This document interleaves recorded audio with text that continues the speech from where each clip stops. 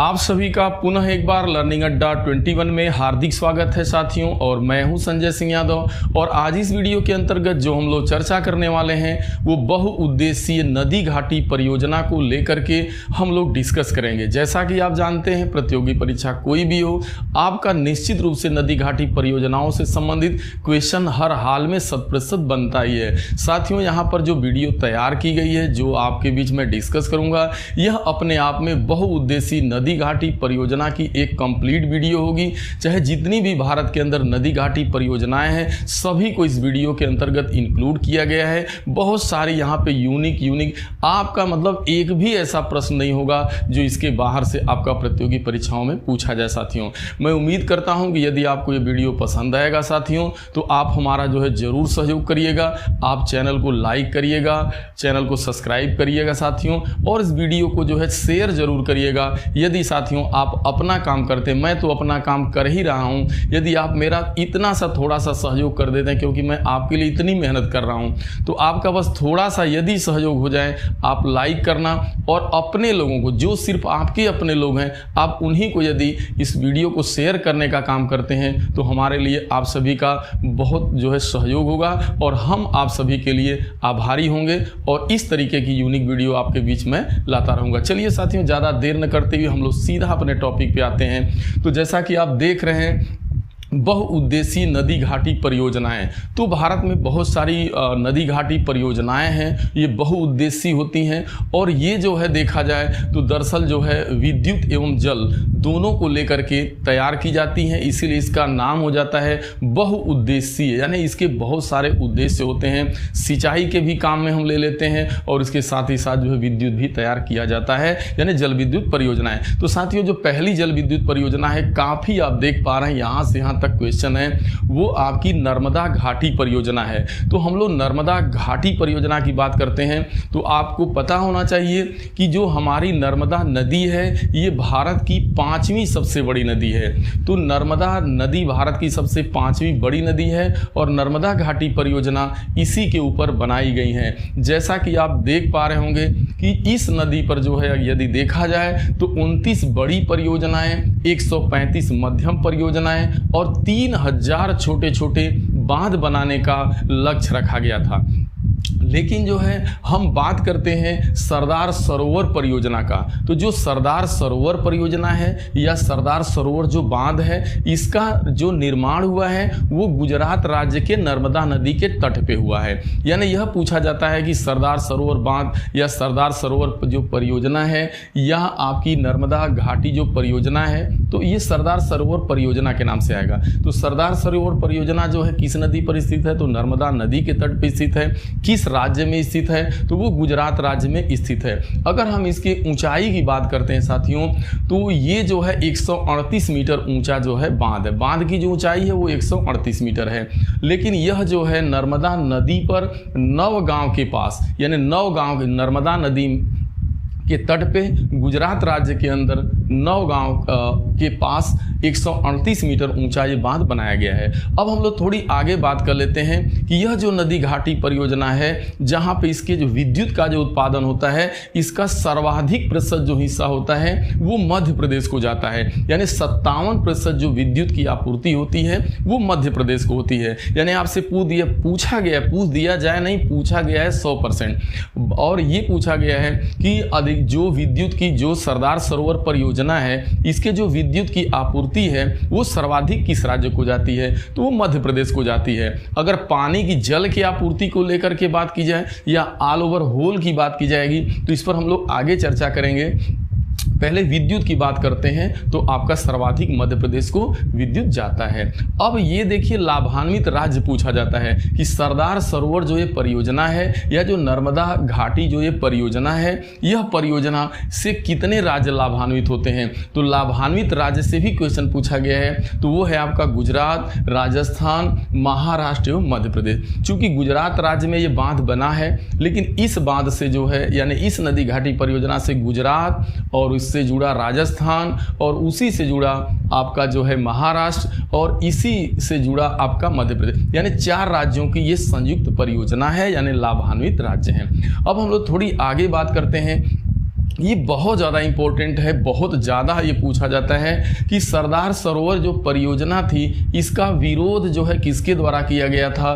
तो 1986 ईस्वी के अंतर्गत 1986 ईस्वी में समाज विज्ञानी जो है मेधा पाटेकर द्वारा जो है नर्मदा बचाओ एक आंदोलन चलाया गया था। यानी नर्मदा सरदार सरोवर परियोजना का विरोध इन्होंने किया था। विरोध करने का कारण क्या था? 2-3 इसके मुख्य कारण थे। पहली बात तो इस बांध की ऊंचाई थी, यानी इस बांध की ऊंचाई को लेकर के अगर इतनी ऊंचाई तक यदि पानी यहाँ पे भरता है, यदि इसकी इतनी हाइट होती है तो इतनी हाइट को लेने के लिए बहुत एरियाज, जो बहुत सारे जो आसपास के जो एरियाज हो रहे थे वो कवर हो रहे थे गांव। तो लोगों के एक तो विस्थापन की समस्या थी, दूसरी जो है कहने का मतलब खास करके विस्थापन की समस्या और आसपास के गांव का जलमग्न होना, बगल की एरिया। तो कहने का मतलब ये था कि नर्मदा बचाओ आंदोलन के नाम से उन्होंने एक संगठन खड़ा किया। तो आता है परीक्षा में बहुत ज़्यादा पूछा जाता है नर्मदा बचाओ आंदोलन किससे संबंधित है, तो समाज सेवी जो है मेधा पाटेकर द्वारा ये आंदोलन चलाया गया था 1986 के अंतर्गत नर्मदा बचाओ आंदोलन के नाम से। अब हम लोग थोड़ा आगे बढ़ते हैं। नर्मदा सागर परियोजना, देखिए जो नर्मदा सागर परियोजना है, ध्यान देना है, नर्मदा सागर परियोजना, देखिए ध्यान दो आप, सरदार सरोवर परियोजना अलग है और नर्मदा सागर परियोजना अलग है। नर्मदा देखिए इस पे कई बांध बनाए गए हैं, कई बड़े बड़े बांध हैं, कई मध्यम बांध हैं और छोटे भी बांध हैं। तो एक बांध इस नर्मदा नदी के ऊपर और बना है जिसे नर्मदा सागर परियोजना बोला जाता है। चूंकि ये परियोजना सरदार सरोवर परियोजना के नाम से जानी जाती है, तो सरदार सरोवर परियोजना तो आपकी गुजरात राज्य में स्थित है, इसकी पूरी चर्चा हो गई। अब जो अगला है नर्मदा सागर परियोजना, इसे जो है इंदिरा सागर बांध के भी नाम से जाना जाता है। और यह ध्यान रखना है कि यह बांध कहाँ बना है, तो जो नर्मदा सागर परियोजना है या इसे इंदिरा सागर बांध के नाम से जाना जाता है, तो यह आपका जो है बांध मध्य प्रदेश के खंडवा जिले में आपका नर्मदा नगर के निकट बना है। यानी जो आपका मध्य प्रदेश का जो एक खंडवा जिला है वहीं पर यह बांध बनाया गया है, नर्मदा सागर बांध, जिसे इंदिरा सागर बांध के भी नाम से जाना जाता है। अगर इंदिरा सागर बांध पूछते तब भी वही है। तो ये जो है खंडवा जो है जिले के अंदर एक नर्मदा नगर है, तो नर्मदा नगर के निकट ही ये बांध बनाया गया है। यानी ये बहुत बड़ा एक तरह से जल विद्युत परियोजना है साथियों। अब देखिए सरदार, अब यहाँ ध्यान देना है, अब सरदार सरोवर की बात कर रहा है, यानी ऊपर वाले की बात कर रहा है। नर्मदा घाटी परियोजना में बहुत सारी नदी घाटी परियोजना है, लेकिन जो सरदार सरोवर परियोजना है अब उसकी बात हो रही है। तो कहा जा रहा है कि सरदार सरोवर परियोजना का सर्वाधिक लाभान्वित राज्य, तो अगर विद्युत को लेकर के होगा, देखिए सरदार सरोवर परियोजना का सर्वाधिक लाभान्वित राज्य तो विद्युत को लेकर के तो मध्य प्रदेश है आपका। अब देखिए यहाँ थोड़ा ध्यान देना है, यहाँ देखिए थोड़ी सी गलती हुई है। यहाँ ये आपका अगर सरदार सरोवर परियोजना को लेकर के होगा तो यहाँ मध्य प्रदेश आपका नहीं आएगा, यहाँ आपका आ जाएगा आपका सबसे ज़्यादा जो है गुजरात को। एक तरह से सामूहिक रूप से पूछेगा तो गुजरात, क्योंकि अगर विद्युत की बात करेगा तो मध्य प्रदेश होगा, अगर सामूहिक रूप से इस परियोजना का सर्वाधिक लाभ जो होता है वो आपका जहाँ पे परियोजना बनी है बड़ी आपका गुजरात। अब हम लोग आगे चलते हैं। देखिए एक आपका है हरसूद, मध्य प्रदेश के खंडवा जिले में कस्बा था जो 2004 में जलमग्न हो गया।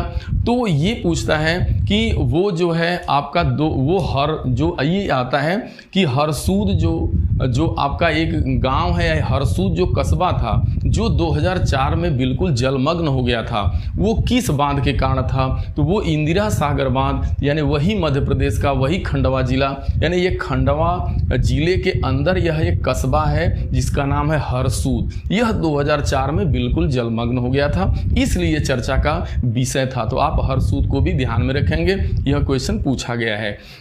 अब देखिए नर्मदा बचाओ आंदोलन जो था वो किसको लेकर के था, तो बांध की ऊंचाई को लेकर के ये था जो है, ये आपको पहले भी चर्चा हमने कर दिया। सरदार सरोवर बांध जो है उससे 312 किलोमीटर की दूरी पर। अब यहाँ पे ध्यान देना, जैसे जो आपके देश में जो विश्व की एक तरह से देखा जाए तो सबसे ऊंची प्रतिमा है जो सरदार आपके जो है जो सरदार वल्लभ भाई पटेल की जो है, जो उस समय आपके देश के उप प्रधानमंत्री थे सरदार वल्लभ भाई पटेल की प्रतिमा, जिसे स्टैचू ऑफ यूनिटी कहा गया, क्योंकि सरदार वल्लभ भाई जो पटेल थे वो जब बहुत सारी देशी रियासतों को और बहुत सारे जो छोटे छोटे, जब आज़ादी के समय जो बहुत छोटे छोटे जो राजा होते थे उनको बहुत ज़्यादा राजाओं को मिलाने का काम किया, यानी एकता के वो सिंबल थे सरदार वल्लभ भाई पटेल। तो उन्हीं के नाम पे स्टैचू ऑफ इंडिया, अरे स्टैचू ऑफ आपका बना है।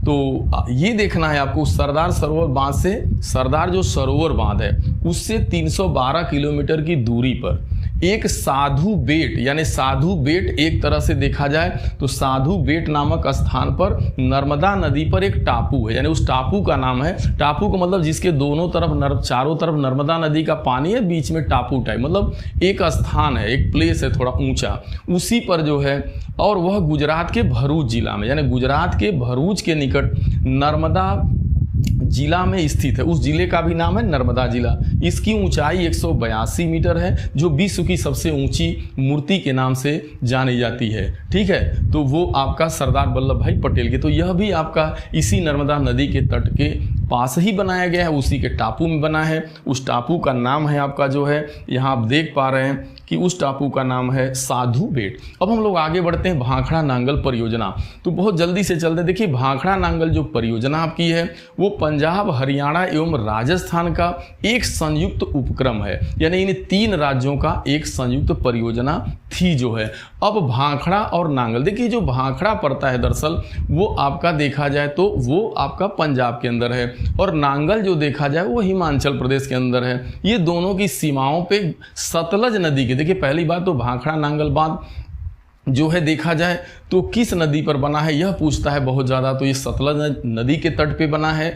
कहाँ पर स्थित है भाखड़ा नांगल यानी कि बांध जो है सतलज नदी के तट पे बना है। लेकिन अगर इसके आपके कमांड क्षेत्र की बात करेगा कि इसके कमांड क्षेत्र कौन है, तब उसमें हिमाचल प्रदेश भी सम्मिलित हो जाएगा, यानी हिमाचल प्रदेश, पंजाब, हरियाणा, राजस्थान में विस्तारित है। विस्तार की बात करेंगे तो इसके अंतर्गत आपके जो है 4 राज्य आ जाएंगे, और अगर संयुक्त परियोजना की बात की जाएगी तो ये 3 राज्यों की संयुक्त परियोजना थी। और आपको पता होना चाहिए कि एक सबसे बड़ी जो नहर है जिसे इंदिरा गांधी नहर के नाम से जाना जाता है, जिसके द्वारा आपका जो है पंजाब, हरियाणा एवं राजस्थान इन 3 राज्यों की सिंचाई होती है। तो इस सबसे बड़ी नहर का निर्माण भी इसी जो है बांध से, इसी डैम के द्वारा किया गया है। और भाखड़ा नांगल बांध का जो जल संग्रह है, जो जल संग्रह रोका गया है, तो उसे जो है गोविंद सागर झील, यानी उसे गोविंद सागर झील का नाम देते हैं। तो बहुत ज़्यादा पूछा जाता है कि जो गोविंद सागर झील है वो कहाँ स्थित है, तो गोविंद सागर जो झील है वो भाखड़ा नांगल में स्थित है, यानी जो भाखड़ा नांगल डैम में जो पानी का संग्रह किया गया है तो उसे एक नाम दे दिया गया, वो बहुत बड़ा सरोवर हो गया, तो उसी सरोवर का नाम है गोविंद सागर झील के नाम से जाना जाता है। दरअसल ये देखा जाए तो कृत्रिम झील है एक तरीके से, तो ये कृत्रिम झील में आएगी, ना कि जो है आपकी प्राकृतिक झील है। तो ये आपको अच्छे से पता चला किन राज्यों की है, किन संयुक्त राज्य की बात, कमांड क्षेत्र की बात करेगा तो 4 हो जाएगा। अगर ये सारी चीज़ें किस नदी पे है, सतलज नदी के तट पे है। ठीक है, तो ये सारी चीज़ें आपकी होगी। अब हम लोग तेज़ी से बढ़ते हैं, कावेरी नदी परियोजना। जैसा कि आप जानते हैं कावेरी जल विवाद को लेकर अगर बात की जाए तो कावेरी जल विवाद भी है, ये पता चलेगा किन किन राज्यों का है, कैसे क्या। देखिए 19वीं शताब्दी के अंतिम दशक की बात की जाए तो 1897 देखा जाए तो ये भारत की अंग्रेजों के ज़माने की सबसे पुरानी परियोजना है आपकी कावेरी नदी परियोजना। तो 19वीं शताब्दी के अंतिम दशक में 1897 ईस्वी को दार्जिलिंग नगर में, यानी ये दार्जिलिंग नगर है आपका, तो दार्जिलिंग नगर में विद्युत आपूर्ति हेतु कावेरी नदी पर भारत का सबसे पुराना जल विद्युत संयंत्र बनाया गया। अगर सबसे पुराना जल विद्युत संयंत्र की बात करेगा तो आपका कावेरी नदी परियोजना आएगी, ये आपको ध्यान देना है। अब कावेरी नदी पर देखिए, कावेरी पर स्थित शिव समुद्रम जो दूसरी परियोजना बनी, जो शिव समुद्रम के पास बनी, तो यही है आपका कावेरी नदी पर स्थित शिव समुद्रम में एक 1902 में दूसरी सबसे पुराना जल विद्युत संयंत्र लगाया गया। यानी जो दूसरा पुराना जल संयंत्र लगा वो शिव समुद्रम में लगाया गया। जो पहला था वो आप कावेरी नदी के तट पे आप देख रहे हैं दार्जिलिंग नगर में जल आपूर्ति हेतु इसका निर्माण किया गया। तो 2 ये परियोजनाएं हैं देखा जाए इस नदी पे, बहुत सारी होंगी लेकिन खास करके जो परीक्षा में पूछा जाता है। अब शिव समुद्रम जो परियोजना है मैसूर नगर से 50 किलोमीटर उत्तर पूर्व कावेरी के दोआब में बसा है। जो कावेरी नदी का दोआब है, जहाँ यह नदी जो है एक तरह से दोआब बनाती है, यानी बीच में एक दोआब बनाने का काम करती है। तो यह 50 किलोमीटर जो उत्तर पूर्व मैसूर नगर से 50 किलोमीटर उत्तर पूर्व में दोआब बनाती, वहीं पे शिव समुद्रम आपका स्थित है। अब देखिए कावेरी नदी जल विवाद बहुत ज़्यादा है। पूछा जाता है कि कावेरी नदी का जो जल विवाद है, जो कावेरी नदी के पानी को लेकर के, दरअसल देखा जाए तो कावेरी नदी का जो उद्गम स्थल है वो आपका देखा जाए तो दरअसल वो कर्नाटक राज्य से है। तो कर्नाटक, केरल और देखा जाए तो आपका जो है तमिलनाडु को लेके है। लेकिन यहाँ जरा ध्यान देना है कि आपका जो है कावेरी नदी जल विवाद में सम्मिलित राज्य कौन है, तो आएगा, ये बार बार पूछा जाता है। तो आप याद आपको तैयार रखना है तमिलनाडु, कर्नाटक राज्य और केरल तथा पुडुचेरी को। एक पुडुचेरी भी याद रखना है। अगर ऑप्शन में पुडुचेरी है तो आप ऑप्शन में टिक करेंगे, नहीं तो 3 राज्य का नाम आपको नहीं भूलना है। सबसे ऊपर आपका कर्नाटक, उसके आप देखेंगे केरल और तमिलनाडु। इन 3 राज्यों का खास करके पानी को लेकर के विवाद था, लेकिन इसका समझौता होता है 20 फरवरी 2013 को। अधिसूचित एक निर्णय आता है कोर्ट का, तो एक निर्णय किया गया 20 फरवरी 2013 को, जिसके अनुसार जो है कुल अगर पानी देखा जाए उसका 740 टीएमसी था। अब उस 740 टीएमसी में कर्नाटक को 270 टीएमसी, केरल को 30 टीएमसी और तमिलनाडु जो सबसे नीचे है आपका, तो और तमिलनाडु में सर्वाधिक जो है इसकी लंबाई भी है, तो तमिलनाडु में 419 टीएमसी और पुडुचेरी को 7 टीएमसी फिट, यानी टीएमसी का मतलब आपका हो गया ये आपका ट्राइम, मतलब ये क्यूबिक इकाई, ये जो पानी की मात्रा जैसे क्यूबिक इकाई, तो इसको आपको ध्यान देना इतना इतना टीएमसी। खैर खास ये नहीं पूछता, बस यही पूछा जाता है कावेरी जल विवाद किन राज्यों से संबंधित है और क्या क्या है। तो बस कावेरी जल विवाद को आपको अच्छे से तैयार रखना। और जरा ध्यान देना है इसी में है आपका कि कृष्णा सागर बांध। देखिए इसी पर एक बांध आता है आपका है जैसे कृष्णा सागर बांध। तो कृष्णा सागर बांध कर्नाटक में कावेरी नदी के तट पर स्थित है, यानी जो कृष्णा सागर बांध बना है यह कर्नाटक राज्य में। पहली बात, कृष्णा सागर बांध कहाँ स्थित है? कर्नाटक राज्य में स्थित है, पहली बात। दूसरा, किस नदी पे है? तो आपको याद रखना ये कावेरी नदी पर ही बना है। दूसरी चीज़ है कि कृष्णा सागर बांध की रूपरेखा किसने तैयार की थी? तो एम विश्वेश्वरैया ने, यानी एम विश्वेश्वरैया ने जो है इस बांध की रूपरेखा तैयार की थी। और कृष्णा सागर बांध के पास ही वृंदावन उद्यान भी स्थित है। तो बहुत ज़्यादा पूछा जाता है कृष्णा सागर बांध किस राज्य में स्थित है, किस नदी पे स्थित है? तो आपका कर्नाटक राज्य में स्थित है, कावेरी नदी के तट पे स्थित है। कावेरी जल विवाद आपको समझ में आ गया। शिव समुद्रम, आपको एक जल प्रपात भी आप नाम सुने होंगे और शिव समुद्रम परियोजना भी है। तो शिव समुद्रम परियोजना भी आपकी जो है इसी नदी पे है आपकी, यानी आपकी जो है कावेरी नदी पर ही स्थित है। और यह सबसे, देखिए अगर ऑप्शन में आता है कि सबसे पुरानी, सबसे प्राचीन परियोजना कौन है, जल विद्युत परियोजना, ये बार बार पूछा गया क्वेश्चन है। तो सबसे पुरानी जो जल विद्युत परियोजना होगी उसमें कावेरी नदी परियोजना का नाम आएगा या शिव समुद्रम रहेगा आपका। अगर ऑप्शन में केवल शिव समुद्रम, अन्य परियोजनाएं उसमें शिव समुद्रम दिया है तो फिर आप शिव समुद्रम को ही टिक करेंगे उसमें, नहीं तो फिर आपका कावेरी नदी घाटी परियोजना ऐसे कुछ ऑप्शन में रहेगा। अब हम लोग बात करते हैं नागार्जुन सागर बांध की। तो ये जरा देखते हैं हम लोग कि देखिए नागार्जुन सागर जो बांध है वो आपका 1969 में कृष्णा नदी के तट पे यह कंप्लीट हुआ था, यानी 1969 में यह कंप्लीट हुआ बांध। और यह सबसे ज़्यादा पूछा जाता है नागार्जुन सागर बांध कहाँ स्थित है? तो जो नागार्जुन सागर बांध है वो कृष्णा नदी के तट पर स्थित है। और ध्यान देना है यह किन राज्यों की संयुक्त परियोजना है?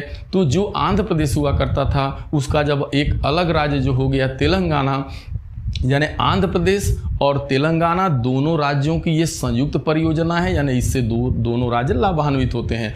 और जो बात हम लोग करते हैं कि यह जो है जो परियोजना है स्थित कहाँ है, तो यह तेलंगाना एवं जो है आंध्र प्रदेश की सीमा पर स्थित ये परियोजना है। और अगर हम बात करते हैं इसके ऊंचाई की बात कर लें तो यह 124 मीटर इस जो है बांध की ऊंचाई है, ध्यान में रखना इसके हाइट की बात। अब ध्यान देना है यह परियोजना से लाभान्वित इस परियोजना का विस्तार, अगर विस्तार करे पूछेगा तो भी आपको आंध्र प्रदेश तेलंगाना करना है। संयुक्त परियोजना किसकी है तो भी आप आंध्र प्रदेश तेलंगाना करेंगे।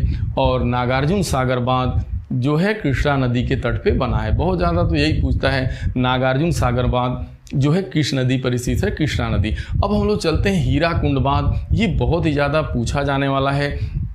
तो हीराकुंड जो बांध है आपका, यह उड़ीसा राज्य के अंदर महानदी के तट पे बना है, यानी उड़ीसा राज्य के अंदर महानदी के तट पे इसका निर्माण किया गया है। और ये बहुत ही महत्वाकांक्षी योजना है। और यह जो है लगभग आप देख रहे हैं कि 1948 में इसका निर्माण यानी भारतीय संविधान बनने से पूर्व हुआ था, यानी 1948 में ये परियोजना बनके कंप्लीट हो गई थी। अगर बात इसकी ऊंचाई की करें तो ये बहुत कम ऊंचा है, यानी 61 मीटर ही ऊंचा बांध है। लेकिन इसकी लंबाई की बात करें तो 4,801 मीटर, सोचने की बात है, 4 किलोमीटर 801, यानी देखा जाए तो करीब करीब 5 किलोमीटर इस बांध की लंबाई है। और इस बांध की इतना लंबा बांध पूरे विश्व में कहीं कोई दूसरा बांध नहीं बनाया गया है। तो विश्व का सबसे अगर लंबा बांध की बात की जाएगी तो विश्व का सबसे लंबा बांध या भारत का सबसे लंबा बांध तो वो आप बताएंगे हीराकुंड बांध है, महानदी के तट पे बनाया गया बांध है, उड़ीसा राज्य में स्थित जो है ये बांध है। तो इतना ही पूछता है, इससे ज़्यादा नहीं पूछा जाता है आपसे बाहर, तो आप इसको कंप्लीट कर पाए। अब हम लोग चंबल घाटी परियोजना पे चलते हैं। ये बहुत ज़्यादा यूनिक यहाँ से क्वेश्चन आपसे सवालात पूछे जाते हैं, तो ये मैं आपको इसके अंतर्गत कंप्लीट करा दे रहा हूँ। तो आप देख पा रहे हैं कि जो चंबल घाटी परियोजना है, यह चंबल घाटी परियोजना जो है चंबल नदी पर, यानी चंबल घाटी परियोजना चंबल नदी पर स्थित है। अब ये जान लेना है कि आखिरकार चंबल नदी का उद्गम स्थल कहाँ है, चंबल नदी कहाँ से निकली। तो जो चंबल नदी है वो देखिए ना, मध्य प्रदेश का एक महू है, महू स्थान है। और महू के समीप एक जानपावा की पहाड़ी है। तो महू के समीप एक जानपावा की पहाड़ी से यह नदी निकलती है। और यह नदी निकलने के बाद यह जो है आपका मध्य प्रदेश से राजस्थान होते हुए, और यह नदी जो है आपका उत्तर प्रदेश के जो इटावा जिला है उसमें जाकर के जमुना नदी में मिल जाती है। कहने का मतलब देखा जाए तो ये मध्य प्रदेश से होकर के राजस्थान, और राजस्थान से होकर के उत्तर प्रदेश, इटावा जिला, जमुना नदी में ये इसका मिलन हो जाता है। लेकिन इतना ज़्यादा इम्पोर्टेंट ये चंबल नदी घाटी परियोजना है कि ये बहुत ज़्यादा पूछता है। देखिए चंबल परियोजना जो है वो राजस्थान, देखिए 2 राज्यों की संयुक्त परियोजना है, यानी इससे 2 राज्य लाभान्वित होते हैं, मध्य प्रदेश और राजस्थान।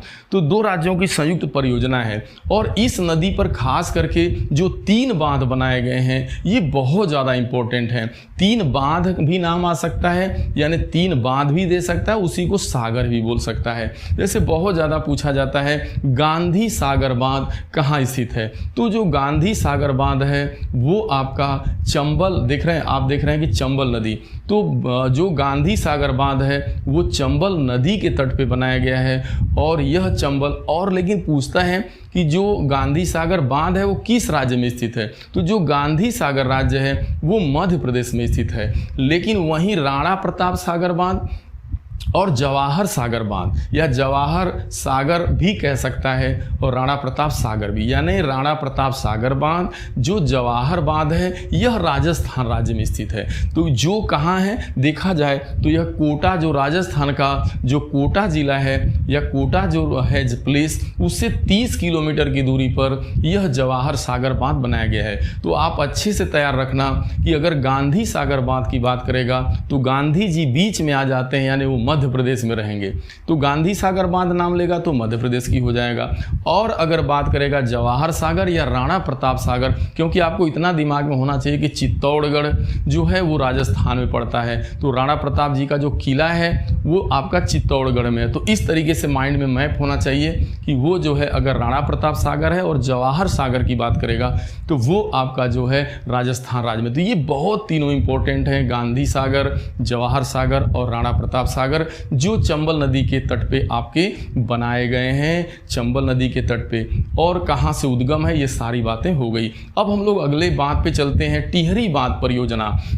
यह भी बहुत ज़्यादा इम्पोर्टेंट है। देखिए टिहरी बांध जो बांध बना है वो आपका जो है टिहरी नामक स्थान पे बना है, और जो टिहरी जगह है ना वो उत्तराखंड में स्थित है। तो हम आपको बताते चलें कि देखिए भागीरथी नदी, जिसे गंगा के नाम से जाना जाता है, तो भागीरथी नदी पर भागीरथी एवं भीलंगाना, देखिए दो नदियाँ गंगा की जैसे आगे चल के गंगा के नाम से जानी जाती हैं, लेकिन वास्तव में भागीरथी एवं भीलंगाना जहाँ ये दोनों नदियाँ मिलती हैं उससे कुछ ही दूर आगे जहां इनका संगम होता है, मतलब भागीरथी एवं भीलंगाना का, वही आगे जा कर के आपस में जहां इनका संगम होता है, तो उससे आगे यह उत्तराखंड के आपके टिहरी जिला में स्थित यह जो है टिहरी बांध परियोजना है। यानी नाम से क्लियर है, यह उत्तराखंड में स्थित है। इसे और जो है किस जिले में स्थित है, उत्तराखंड के टिहरी जिले में स्थित है, या टिहरी आपका जिला भी कह सकते हैं, टिहरी स्थान भी है, ठीक है।